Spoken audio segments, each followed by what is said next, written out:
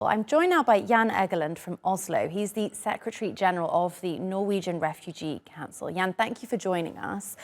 Given the blockade and the bombardment that's going on, what can and are humanitarian organisations, including your own teams in Gaza, doing? At the moment, we cannot do much, really, because our aid workers on the ground, my organization, the Norwegian Refugee Council, has 52 courageous humanitarian workers on the ground. They also fleeing from the bombardment.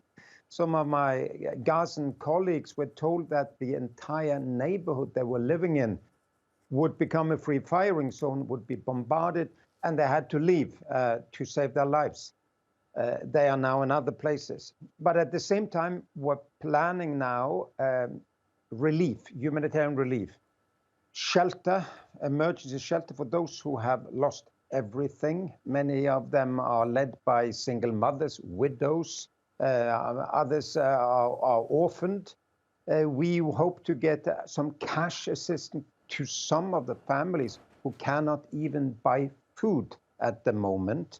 And we also hope to provide water and sanitation and other services to the collective centers, including the UN schools, where there is now between 100,000 and 200,000 Gazans. All that requires calm and an end to this relentless bombardment of entire civilian areas. I mean, you've worked in Gaza for a long time. I wonder, how would you categorise the situation there? Is it the worst you've ever seen it? And what's the scale of the damage at present? Yeah, well, I've been there many times after these endless cycles of violence, which come every second year, more or less regularly.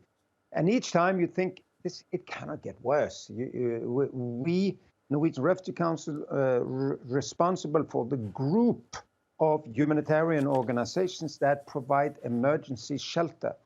After each time, we're not able to rebuild even half of what was torn down before there is another bombardment. And because this time it's infinitely bigger than any other bombardment before.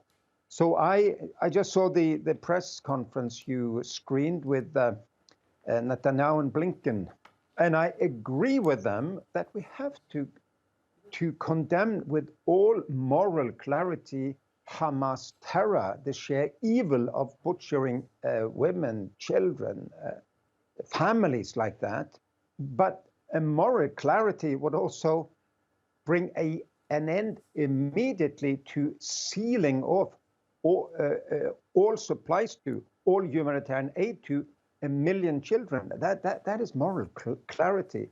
So at the moment, a great deal of harm is brought on completely innocent Palestinian families and children in Gaza.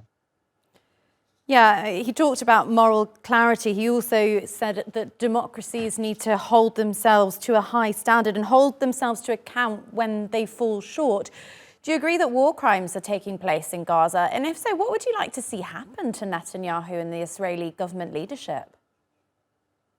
Well, it may well be war crimes if and when it can be proven that there has been indiscriminate bombardment of civilians. It's not enough that there would be one Hamas leader in a place if there lives hundreds of civilians around him. Of course, it's also a war crime for military people, including armed militias or terrorists, to blend into the civilian population. So what Hamas is doing is atrocious.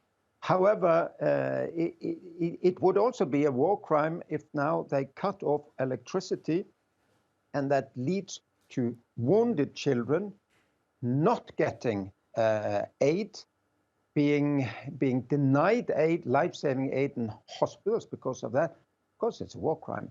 And yes, there should be justice for all war crimes all over the place. In what has been done on either side. But let's basically now work for this to stop. One day there will be justice for it, hopefully. Today it has to stop as it is. We need safe zones for civilians. We need humanitarian corridors from Egypt and Israel to the civilian population, and we need an end to any indiscriminate bombardment. Yes, and there's been talk about opening the Rafa Crossing again to allow humanitarian aid in. How soon, in your experience, how long would that take to actually materialize and happen? Well, the aid is available in both Israel and in Egypt and elsewhere in the Middle East. We could bring in aid tomorrow. But then again, the bombardment has to end. Rafa Crossing is often discussed. Yes, it's a crossing not to Israel, but to Egypt. Egypt hasn't opened it from their side yet. I hope they will very soon. But then we also hear that Israel has bombed the Rafah crossing twice. So at the same time as Netanyahu saying, well, the Palestinians can just seek refuge into Egypt, and they bombed the crossing. It's beyond belief. It's counterproductive. It will not bring security to Israel that Israel deserve and need. This will bring more hatred, more polarization, more extremism, I fear. Jan Egeland from Oslo, thank you very much for joining us today and for that insight.